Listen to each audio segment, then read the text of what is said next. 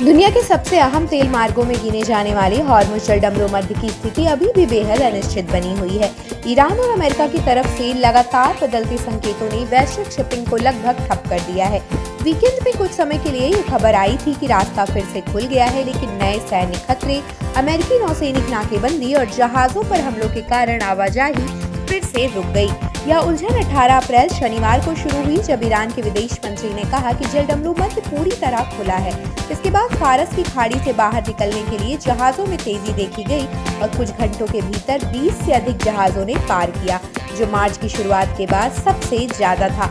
हालांकि यह राहत ज्यादा देर तक नहीं टिक सकी। अमेरिका ने साफ कर दिया कि ईरान के खिलाफ उसकी नाकेबंदी जारी रहेगी, जिसके बाद तेहरान ने अपना रुख बदल लिया। ईरान ने फिर से प्रतिबंध लगाते हुए कहा कि जब तक उसके अपने तेल निर्यात बाधित है, तब तक किसी भी जहाज को गुजरने की अनुमति नहीं दी जाएगी।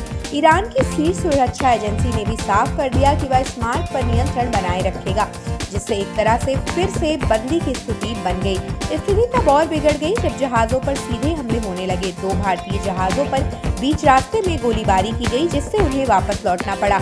एक घटना में ईरान के तट के पास सशस्त्र नौकाओं ने एक टैंकर को घेर कर फायरिंग की, जिसके बाद जहाज को तुरंत दिशा बदलनी पड़ी। अन्य जहाजों ने भी रेडियो पर गोलियों की आवाज सुनकर यात्रा बीच में ही छोड़ दी।